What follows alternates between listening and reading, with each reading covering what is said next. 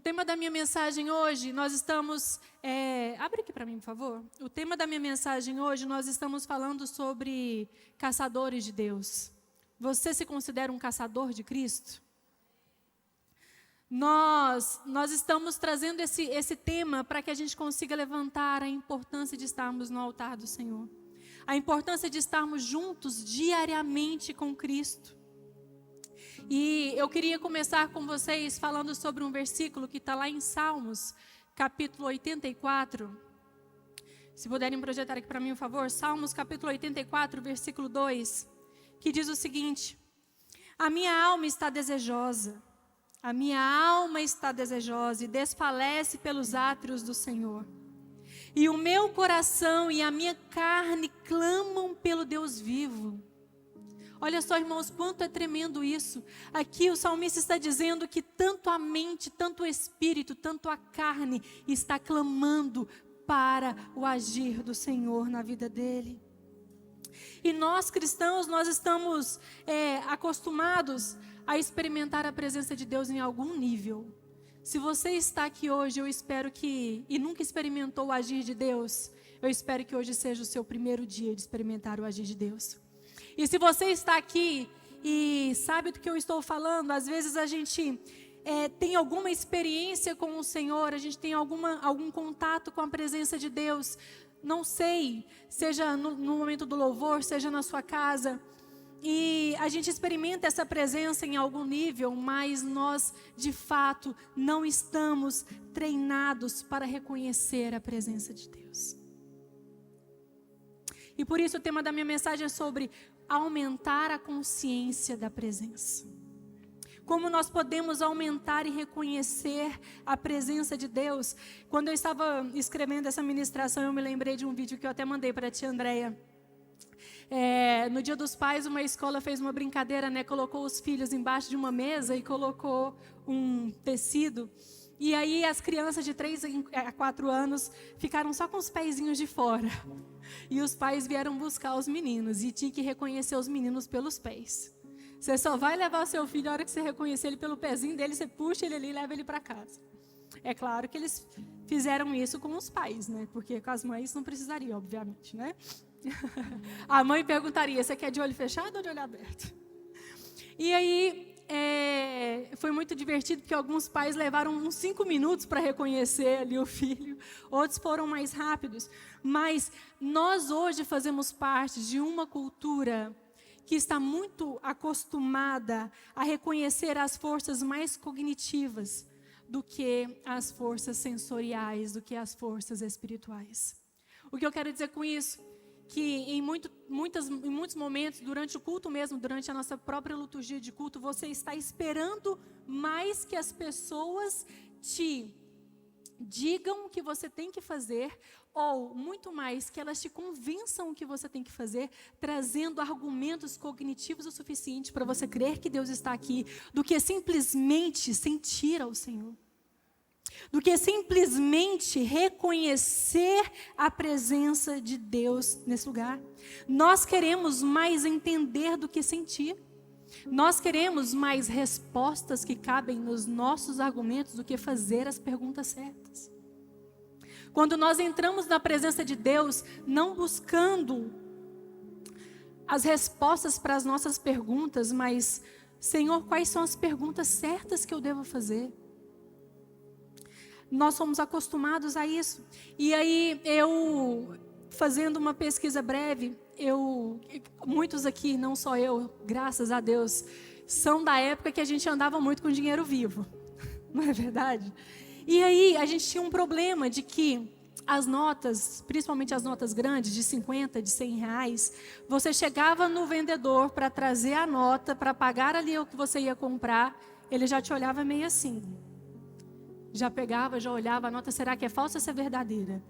A nota de 50, ele demorava ali uns 10 segundos para olhar ali. A nota de 100, você esperaria uns 5 minutos para ele olhar se a nota era verdade. Passa a mão ali para ver se tem a linhazinha, não é? Para ver se a nota era verdadeira ou falsa.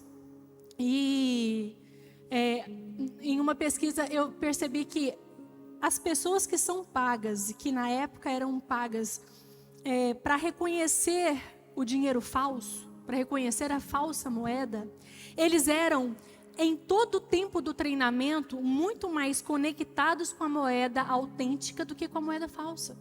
Mais conectados com o dinheiro autêntico do que com o dinheiro falso. Por quê? O dinheiro falso, irmãos, era 1 milhão de possibilidades. 1 milhão de cópias nós poderíamos trazer ali. Mas o autêntico era só um. Então, as pessoas eram treinadas a reconhecer o dinheiro falso verdadeiro por meio da moeda autêntica. E aí isso me fez me perguntar, aí, é esse que é o problema? Por que a gente não reconhece quando é Deus falando com a gente? Por que a gente não reconhece quando aquela saída é Deus? Por que a gente não reconhece quando aquela porta fechada é o Senhor? Por que a gente não consegue discernir a vontade de Deus para a nossa vida? Por que a gente não sabe se é o Senhor falando conosco ou se é um espírito qualquer? Ou se é simplesmente um sonho? Ou se é simplesmente um conselho? Ou se é simplesmente uma música? Nós passamos pouco tempo conectados com a moeda autêntica. Nós passamos pouco tempo em contato com o que é verdadeiro. Quanto mais tempo nós passarmos em contato com o que é verdadeiro, mais nós vamos saber distinguir o que é falso. Mais nós saberemos distinguir o que não é Deus e o que é Deus. Lá em Mateus tem um versículo forte, Mateus capítulo 23, versículo 23 e 24. Mateus capítulo 23, versículo 23 e 24. Ai de vós, escribas e fariseus hipócritas, pois que dizimais a hortelã, e o endro e o cominho, e desprezais a mais importante da lei, o juízo, a misericórdia e a fé. Deveis, porém, fazer essas coisas e não omitir aquelas. Próximo. Condutores cegos, vocês coam um mosquito e são capazes de engolir um camelo. Vocês compreendem isso? Nós estamos conseguindo discernir e perdendo tempo coando mosquitos, enquanto a presença de Deus, que é imensa, que é impactante, que pode trazer soluções celestiais para a nossa vida, para o nosso dia a dia, nós estamos simplesmente deixando passar. Coando mosquitos e engolindo camelos. E eu trouxe aqui, nós trabalhamos com marketing, né? Nós trabalhamos com comunicação, metade da igreja trabalha com comunicação. Então, se você quer lançar um curso, fale conosco. Opa, nós temos de tudo, editor, social media, tudo. E vocês também estão nessa era dos cursos online, da vida online. E nós, dentro dessa ciência, a gente trabalha com 4 níveis de consciência que, com toda certeza, você está inserido em algum deles quando a gente te apresenta algum produto. O primeiro nível de consciência é aquele que a gente chama da pessoa totalmente inconsciente do problema e da solução. É aquela pessoa que ela tem um problema, mas ela sequer sabe que tem um problema. E muito menos sabe qual é a solução. Quantas pessoas no mundo vivem assim? Achando porque ganharam toda a riqueza, todo o dinheiro, todo o sucesso, acham que não tem problema nenhum. Mas existe um problema, irmãos. Existe um problema, porque existe um vazio do tamanho de Deus em cada um de nós. Existe uma vida após essa vida. E eles acreditam que a vida sem Jesus está ótima e que eles estão longe de aceitar a proposta da salvação, porque eles sequer acreditam que tem um problema. O nível 2 é aquela pessoa que ela é consciente do problema, mas ela não sabe como resolver. É aquela pessoa que atingiu tudo na vida, mas existe aquela angústia. Nossa, está faltando algo. Como é que eu faço para tirar essa angústia do meu coração? Ele é consciente do problema, mas ele não sabe que é Jesus que pode curar esse problema. O nível 3 é aquela pessoa que tem o problema, sabe que existe a solução, mas não sabe que a solução é Jesus Cristo. E aí, buscando soluções, ele trabalha com tudo. Ele experimenta todas as religiões, vícios, pornografia, drogas, mulheres, homens, uma vida de prostituição, uma vida totalmente dependente dos prazeres. E ele acredita que a solução está ali. E o quarto tipo de pessoa é aquela consciente de que existe um problema, de que existe a solução, e essa solução é Deus, essa solução é Jesus Cristo, mas ainda tem algumas objeções ali. Eu vim na igreja um dia, mas eu não gostei da pastora, não. Eu fui lá, fui convidada para o Velox, mas as músicas eu não curti muito não. Eu não vou mais não, porque Deus não falou comigo, Deus não trouxe uma profecia, Deus não estava ali, eu não consegui sentir ao Senhor. E a gente coloca esse tanto de objeções para sentir e para entender como Deus trabalha. E hoje eu quero falar sobre, eu não sei mesmo em que nível de consciência você está. Mas a minha oração é para que você profundamente possa sentir o Senhor aqui hoje. E que de uma vez por todas você possa colocar Ele na sua mente, em um lugar totalmente inacessível para os preceitos humanos terrenos. E aí eu quero rapidamente compartilhar com vocês 3 pontos de como nós podemos aumentar o nível da consciência da presença do Senhor.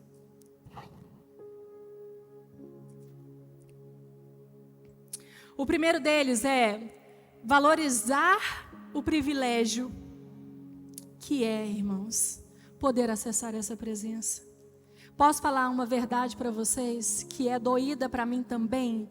É um tapa na minha cara. Nós só chegamos na presença do Senhor porque Ele quer, porque Ele permite, porque Ele já está lá. Bill Johnson tem um livro que ele diz que, isso deixou minha cabeça um pouco em parafusos, que não existe uma luta legítima entre Deus e o diabo. Parem para pensar nisso. Quem é que poderia ser páreo para Deus? Quando é que o diabo teria justamente uma chance com Deus, irmãos? Nenhuma, zero. Essa luta só é legítima quando Deus se coloca no meu lugar. Aí sim a luta do homem com o diabo é legítima.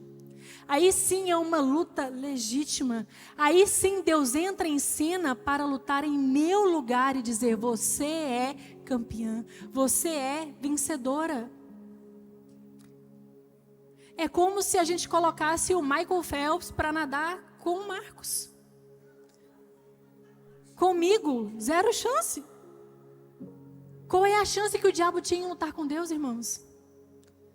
Mas a grandeza da entrega do Senhor é tão grande que Ele se faz Maiara para me colocar muito mais que o Michael Phelps. Lá em Lucas capítulo 19, versículo 41, Jesus nos lembra que muitas vezes, por uma expectativa que a gente não consegue gerar, a gente não consegue reconhecer a presença de Deus, irmãos. A gente está tão disperso em tantas outras coisas que a gente não consegue ver a presença de Deus.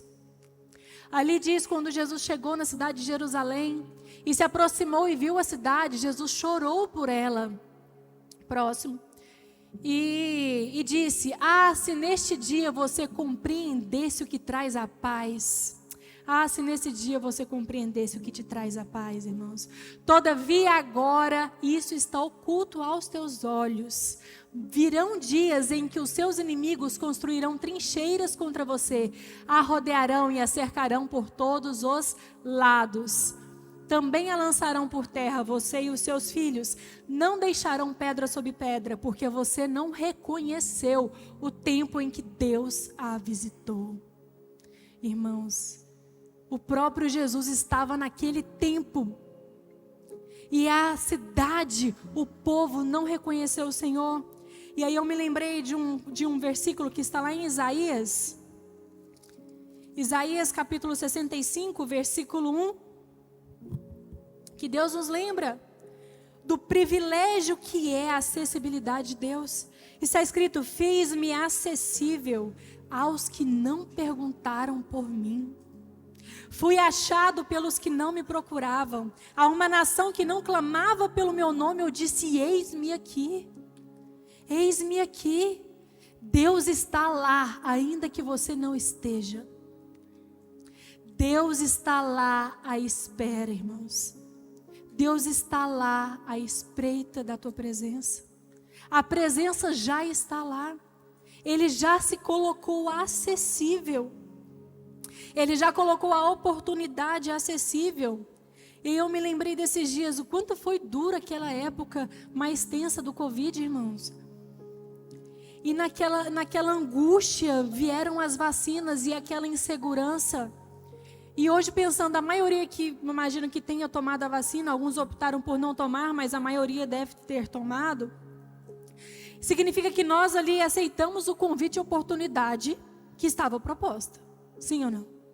Era a oportunidade proposta. Nós aceitamos ali. A cruz, ela é a oportunidade, irmãos. Quando nós oramos ao Senhor como alguém que foi salvo, nós nos rendemos a esse convite, nós ganhamos a oportunidade da vida.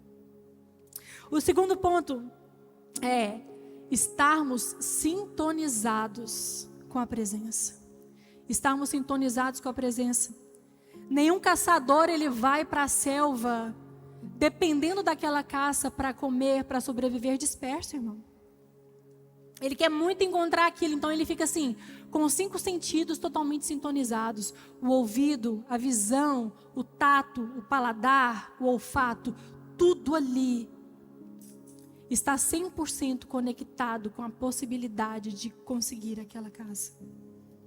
E aí eu me lembrei da famosa passagem da aparição de Jesus ao caminho do povoado de Emaús, que está lá em Lucas, capítulo 24, versículo 13.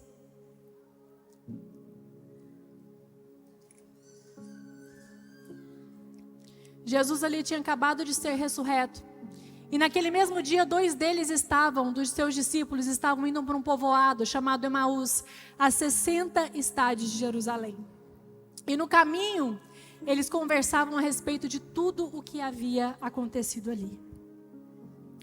Nós estávamos aqui, irmãos, conversando.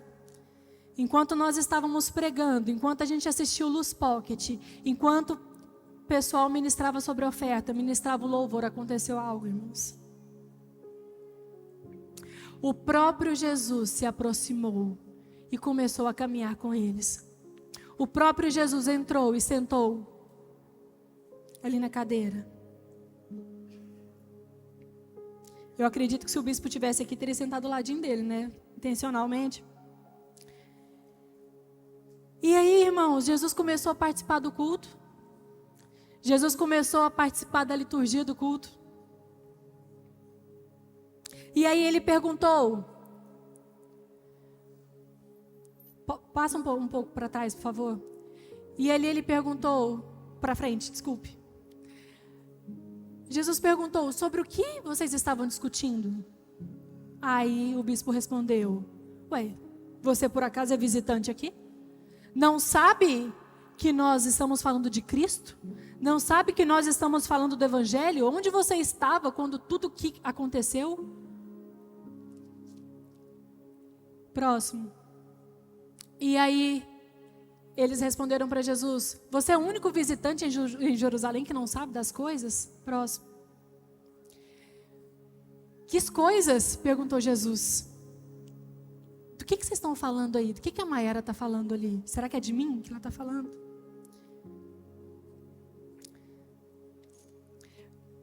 Irmão, nós falaríamos para Jesus, você não sabe que aqui nós falamos de Cristo, de como Ele foi morto? Que Ele era o profeta poderoso em palavras e obras? E você não sabe que Ele foi morto e o que aconteceu? Próximo.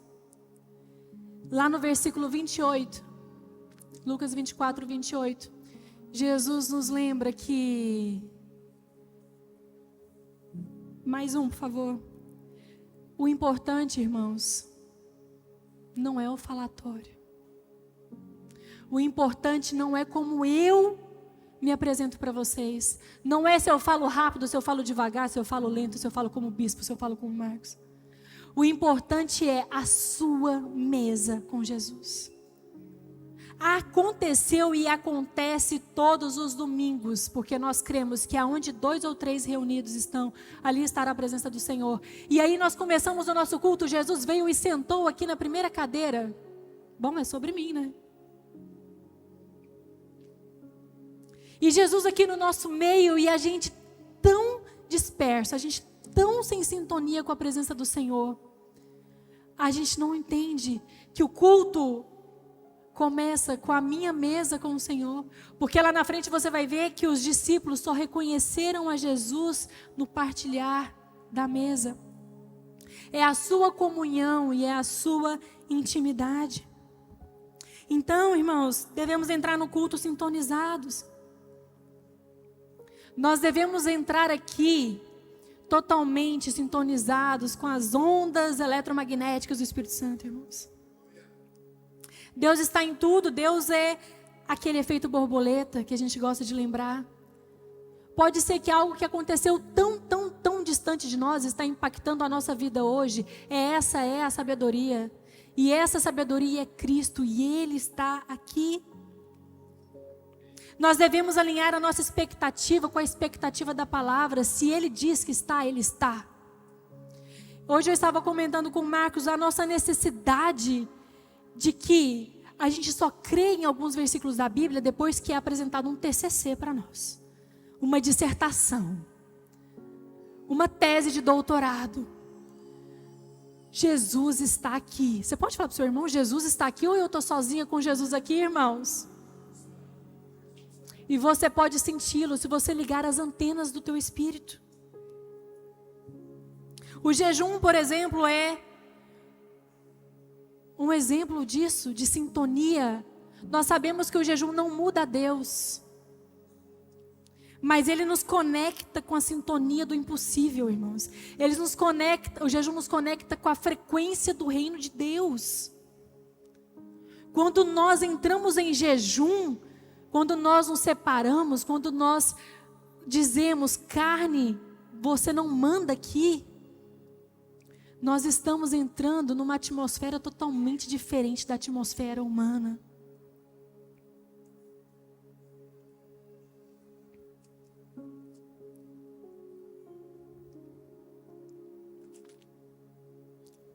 O terceiro ponto é que vocês podem ficar um pouco chocados com o que eu vou dizer, mas eu prometo explicar profundamente. Que a presença de Deus, ela não é um lugar de visitação. A presença de Deus, ela é um lugar de habitação. A presença de Deus não é um lugar aleatório que você entra e sai e nada modifica. Vou trazer um exemplo prático. Vocês que trabalham fora, nós que trabalhamos fora, a gente tem que ir lá bater ponto, certo? Você bate ponto para entrar na sua casa? Você bate ponto lá fora. Você entra na sua casa porque ali é onde você mora. Ninguém precisa falar para você voltar para casa. Ali é o seu alicerce, ali é a sua base. Isso é a presença de Deus, irmãos. A presença de Deus não é o local do trabalho. A presença de Deus é o lugar onde você mora. Vocês estão entendendo a diferença? A presença de Deus é a moradia, é a habitação. É o lugar, não é um lugar que você vai, é o lugar que você volta. Não é um lugar que você entra, é um lugar que você sai um pouco e volta para a raiz. A presença de Deus é a raiz. A presença de Deus é a habitação. A presença de Deus é onde a nossa bateria fica ali conectada. E aí você sai para usar a bateria. Mas o seu lugar de origem é a presença. E é interessante o quanto depois que você pensa nisso, quando Paulo diz que a presença de Deus, o viver é Cristo, você entende? Porque a presença de Deus é a vida. Se a presença de Deus é a vida, e a presença de Deus é Cristo, viver é Cristo.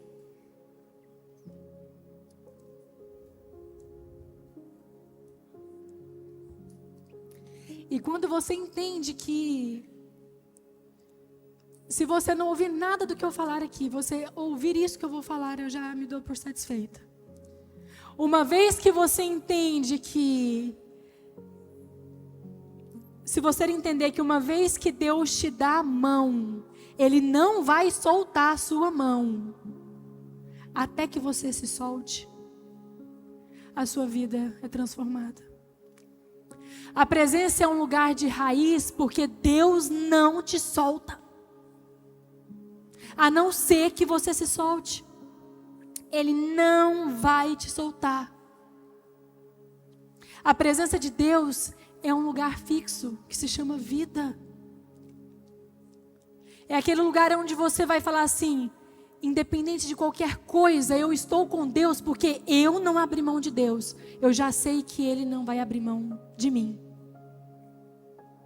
Ontem eu estava ouvindo uma frase de um pastor falando que você pode acreditar 100% nas promessas de Deus da Bíblia, que estão escritas na palavra, que estão escritas no Evangelho. Porque quem é o avalista dessas palavras é o Senhor Jesus. Ele já provou por A mais B do que Ele é capaz de fazer.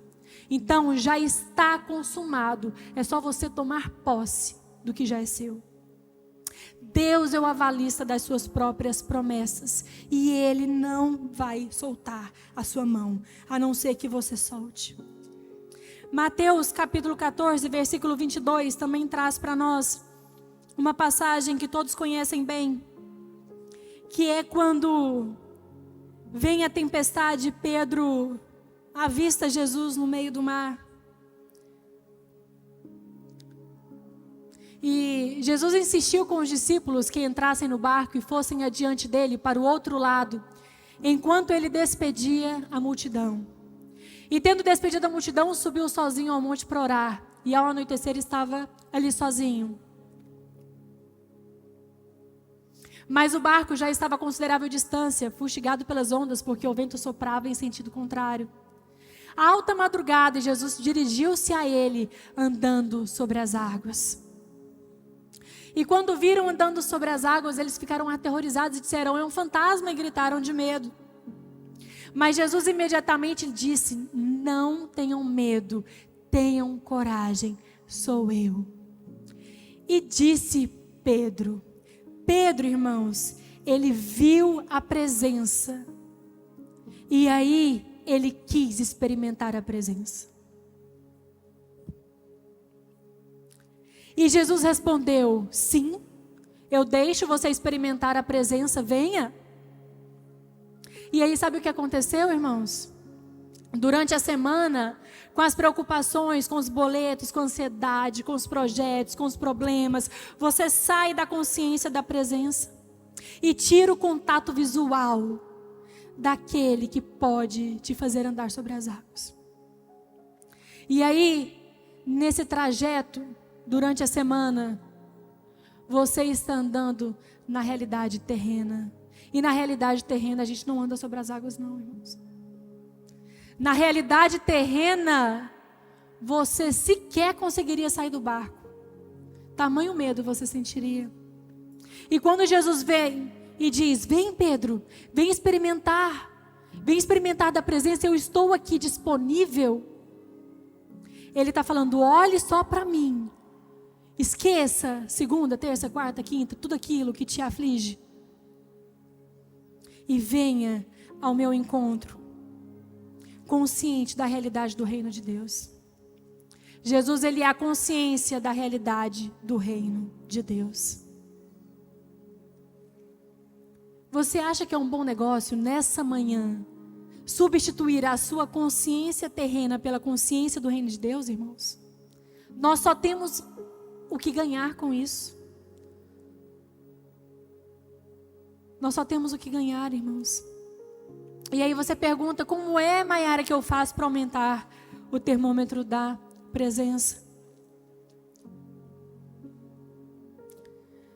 A história que todos conhecem de Noé, quando as águas acalmam, e aí ele solta um corvo, depois solta a pomba, para ver se as águas tinham baixado.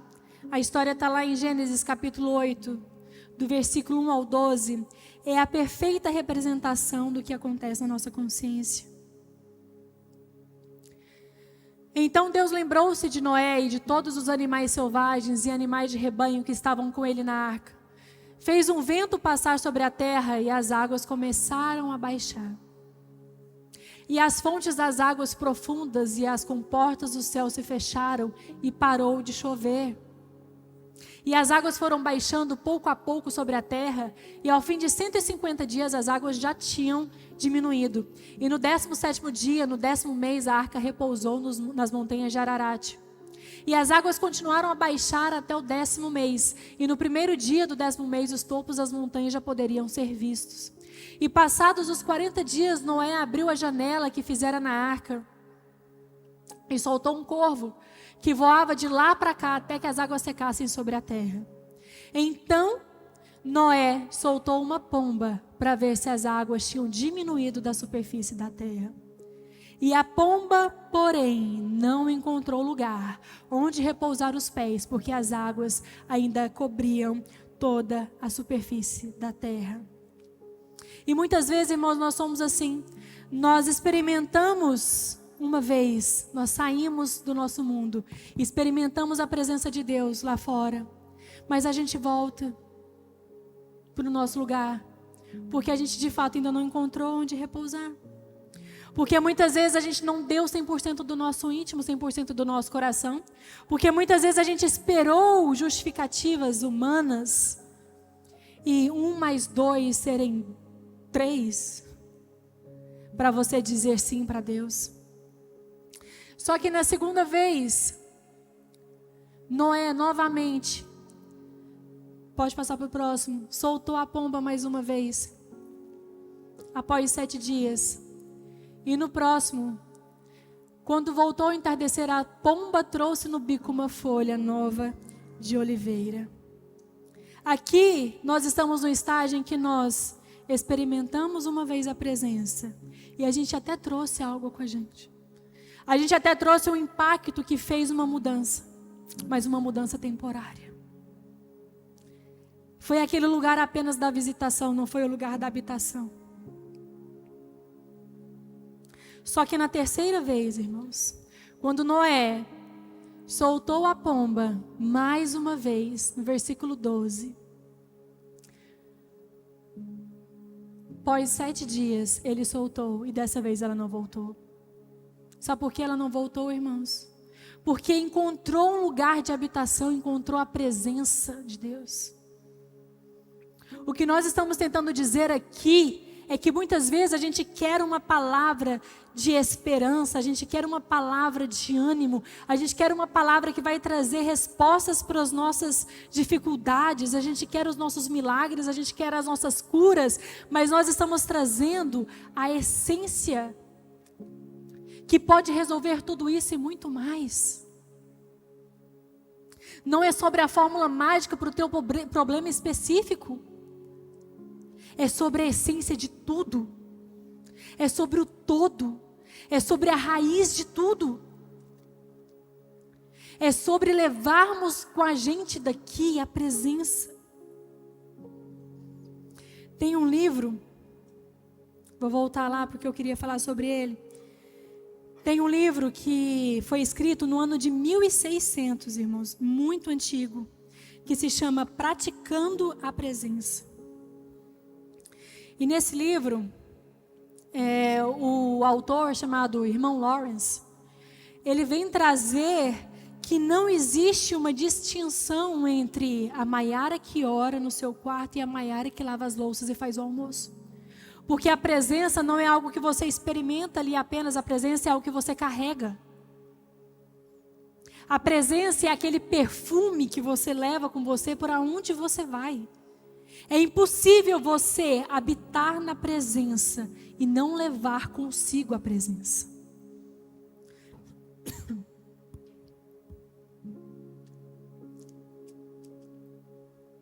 Nós podemos também ver isso.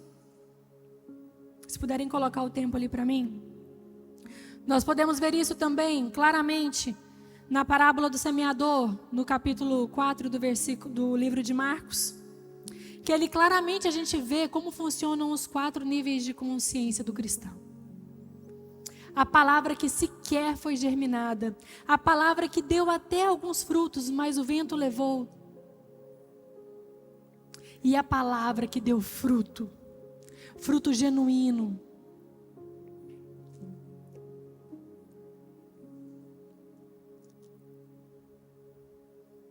Quando você experimenta, irmãos, a presença que faz parte da sua identidade, você não fica mais preocupado com o que é pecado ou não é pecado, com as respostas do que não é resposta. Você simplesmente vive Cristo. Você simplesmente vive a presença. Você percebe que a vida é muito curta para simplesmente não ouvir músicas que não adorem ao Senhor. Não é questão de ser pecado ou não. É questão do tempo que eu perco não ouvindo músicas que não adorem a Deus. A vida é muito curta. A vida é muito curta para não ler livros que não te façam compreender melhor a sua grandeza, a grandeza do Senhor. E como trabalha o reino de Deus e como eu posso ser útil no reino de Deus. A vida é muito curta para nós frequentarmos ambientes vazios da presença, irmãos. A vida é muito curta para nós aceitarmos propostas que não nos levam para um verdadeiro sucesso. Quando você habita e tem a consciência da presença de Deus, você muda por completo. Você sabe qual é, estou finalizando, a diferença, a real diferença entre a pessoa que é um verdadeiro cristão, está cravado na sua identidade, no seu sangue, e aquele que não é um verdadeiro cristão? Sabe qual é a verdadeira diferença? É a perspectiva. A verdadeira diferença é a perspectiva. E aí eu penso que quando uma amiga me chama para um café e ela não é cristã ou até se considera cristã, mas ela não habita nessa presença, o que ela quer de mim é a minha perspectiva sobre a vida. O que ela quer é a minha perspectiva sobre o que eu penso acerca do problema dela. E aí uma oração que eu sempre faço ao Senhor: Deus, que aonde eu chegar, chegue a solução celestial. Que aonde eu chegar, ali esteja a sua presença. Porque de nada adiantaria, irmãos, de nada adianta a nossa roupa legal, de nada adianta a gente falar bem, de nada adianta a gente tocar um instrumento, se a gente não tiver uma perspectiva diferente da perspectiva do mundo. Se a gente não tiver a perspectiva do reino de Deus.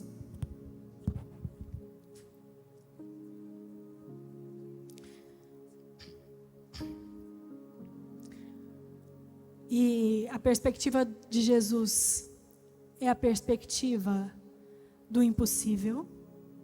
É a perspectiva daquele que faz as circunstâncias se renderem ao querer dele. Essa é a perspectiva. É a perspectiva de saber que essa vida aqui é uma vida terrena, ínfima, perto do que nós vamos viver na eternidade.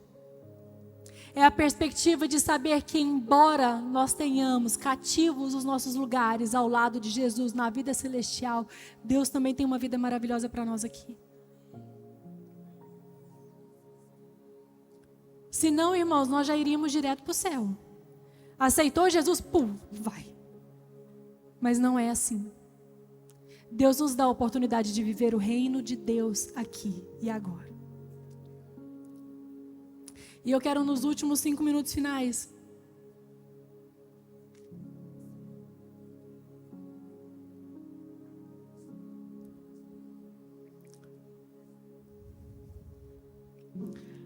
você só sabe onde é que Deus mora na sua consciência, no seu espírito, quando você, de fato, precisa acreditar com todas as suas forças, com toda a sua alma, com todo o seu entendimento. Eu tenho certeza que esses pais que estão lá agora, com o seu filho na UTI, eles estão, irmãos, 100% conectados com o Deus do impossível. E você só reconhece e só entende onde é que Deus mora no seu racional, no seu emocional, no seu espírito, na sua alma, quando você é colocado à prova. E quando nós temos aqui algumas mães, eu estou olhando aqui, cada mãe tem a sua história. E quando o Mateus nasceu, o Mateus nos passou um susto gigantesco com 5 dias de vida, né? Ele teve um engasgo. E meu pai está ali, mas a gente nunca conseguiu contar bem todos os detalhes dessa história, porque foi muito pesado. E nós vimos o nosso filho morto na nossa frente, irmãos, com 5 dias de vida. E nós morávamos no 23º andar. 23º andar, irmãos. Não era aquela situação em que você vê nos jornais, em que a criança engasga, aí ela sai para a rua correndo, aí do nada, para a pessoa que não está conectada com o Espírito Santo, é do nada. Vem um policial, vem alguém e ajuda aquela criança sobrevive. Eu estava no 23º andar, irmãos. Até o elevador chegar 5 minutos, até o elevador descer mais 5 minutos. E naquele momento, nós vimos o Mateus já sem sentido, da cor dessa parede, os olhos pareciam que explodir. E eu comecei a clamar alto: Senhor, pelo amor de Deus, não deixe o meu filho morrer aqui na minha frente, Senhor. E naquele momento nós já tínhamos feito as manobras, tudo. E teve um momento em que eu desisti, irmãos. Teve um momento em que eu falei: meu filho vai morrer nos meus braços. E eu joguei ele em cima da cama, assim. Eu joguei ele em cima do edredom, porque o Mateus nasceu na semana da pandemia, na pior semana da pandemia do Brasil, o maior número de mortes da história da pandemia do Brasil. Foi a semana em que ele nasceu, 23 de maio de 2020. E coincidentemente, esse dia foi a noite mais fria da história de Goiânia. Chegou a bater 7 graus. Todos os hospitais fechados, tudo. O auge do terror, irmãos, foi aquela noite. E aí, eu nunca me esqueço da respiração do Marcos, muito forte. Ele também, ao mesmo tempo que ele tentava me ajudar, ele ficou muito apavorado, com muito medo.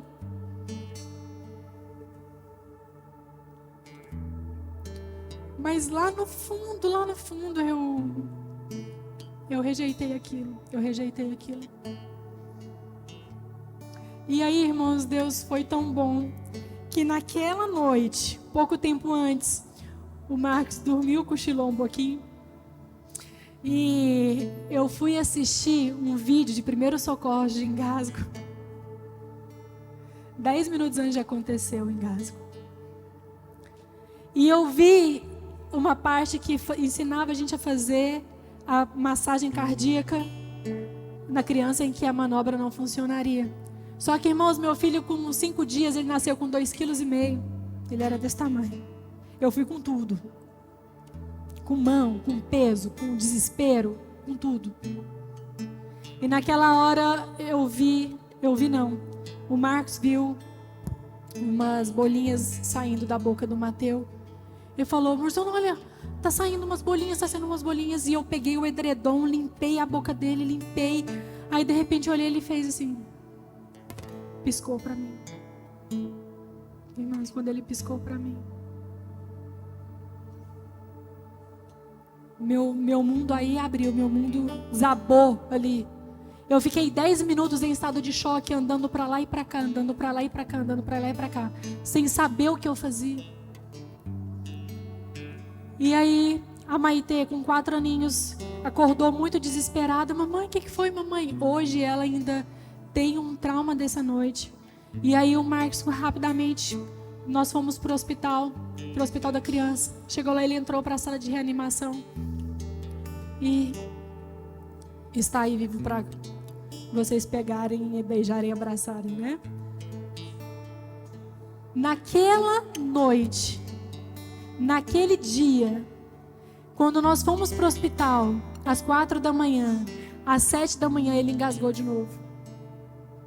Foi aquela loucura de novo. E aí, com muito esforço, a gente descobriu que, por ele ser um bebê muito pequenininho, ele tinha a deglutição ainda não tão formada. Depois de 1 milhão de exames, nós descobrimos isso. O Mateus, ele engasgou até 1 ano de idade, irmãos. A hora de amamentar era um terror.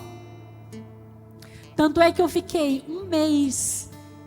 Eu morava perto do Hospital da Criança, ali no setor sul. Sabe como que eu amamentava o Mateus? De 3 em 3 horas eu ia para o hospital. Eu só conseguia amamentar ele lá. Porque se desse algum problema, eu estava num lugar seguro. Eu dormia de roupa. Até hoje eu tenho um problema com pijama. Porque o meu subconsciente gravou que eu preciso estar em alerta. Então a mochila ficava na porta, eu corria para o hospital, amamentava, voltava. Amamentava, voltava. Foi assim, irmãos, durante 1 mês. E aí eu fui progredindo. Depois eu consegui amamentar ele na porta do hospital, eu não entrava. Aí depois eu amamentei na garagem do meu prédio. Não lá em cima, porque lá em cima 23 andares. Se acontecesse não daria certo, mais uma vez. E eu amamentava de madrugada, de manhã, à tarde, dentro do carro. E assim a gente foi evoluindo. E aí eu descobri, irmãos, o que é você ter a consciência palpável da presença de Deus. Porque das duas, uma, ou eu continuava a minha vida inteira de amamentação com o meu filho nessa angústia, ou eu acreditava que Deus estaria ali do meu lado, 100% comigo, e que nada de ruim iria acontecer, e que se acontecesse, Ele seria capaz de ressuscitar o meu filho. Eu tive que construir na minha mente a consciência da presença de Deus, não só, irmãos, uma presença espiritual, como nós estamos aqui propondo, mas uma presença palpável, uma presença em que Ele poderia estar ali de maneira transcendente, mas Ele também poderia ser o bombeiro, Ele também poderia ser o vizinho, Ele também poderia ser o elevador que já estivesse ali para mim. Mas não foi fácil. Eu voltando para casa, eu falei, olha, eu quero mudar hoje, eu quero ir para o 1º andar, pelo amor de Deus. Não me deixe aqui no 23º andar. Eu não vou conseguir levar minha vida desse jeito. Eu passei por uma depressão pós-parto, irmãos, muito forte depois do Mateus. As minhas terapias eram feitas comigo deitada na cama. Eu não comia, eu não tomava banho. Porque foi muito intenso tudo isso. Mas eu decidi colocar o Senhor, irmãos, na minha mente, no meu coração, num lugar totalmente inacessível. Para as impossibilidades, para as opiniões, para os médicos, para tudo. Para o meu 23º andar, para tudo. Deus, todas as vezes que eu amamentava, eu colocava a minha mente conectada com o Espírito Santo. Deus está aqui. Deus está aqui. E aí, sabe o que aconteceu? A obra foi tão grande que nós mudamos. Eu mudei para o 27º andar.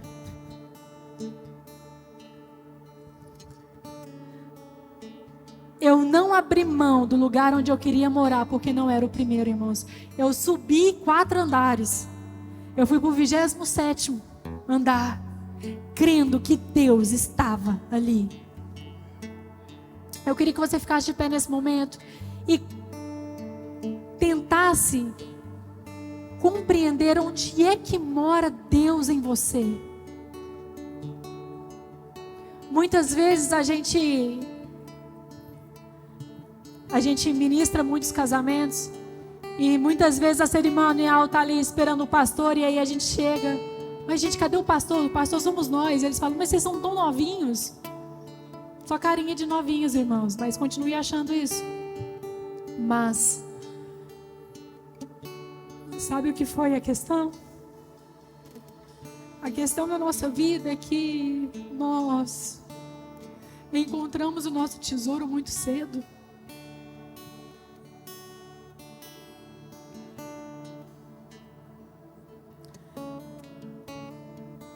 Irmãos, eu sou intensa. Com 14 anos a gente já tocava juntos na igreja. Eu fingia que tocava, mas eu estava ali disponível. Com 26 anos nós fomos consagrados a pastores.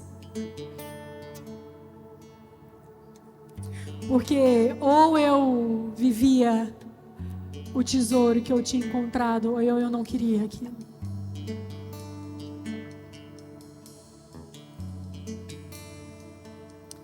E eu não sei como agradecer ao Senhor o fato de ter colocado Deus num lugar totalmente inacessível para as pessoas, irmãos, que falavam que eu estava perdendo o meu tempo, que eu só tinha tempo para a igreja, que os meus filhos sofrem porque vivem dormindo na igreja. Não é fácil. Não é fácil. Não é fácil você ir para a faculdade. E Deus está ali tão na sua crença mais íntima que nada destrói aquilo. Não tem autor que destrói aquilo, irmãos. Não tem Marx, não tem Weber, não tem Freud, não tem nada que entra no lugar onde Deus está na minha vida. Porque eu entendi que a presença é um lugar de morada. A presença não pode ser simplesmente quando eu oro antes de ir para a faculdade, na faculdade eu esqueço. Não, a presença eu levo. A presença eu carrego. E eu quero nesse momento que você cante essa canção. Se você verdadeiramente acredita que você encontrou o seu tesouro, que você tem um coração grato nessa manhã. E fale, Senhor, me ensina a morar nesse lugar. Aos teus pés aqui estou. O que eu poderia te oferecer por tudo que tu és. Tudo que tenho eu derramo aos teus pés. Não importa quanto custou, Jesus, teu valor é maior. Eu encontrei o meu tesouro.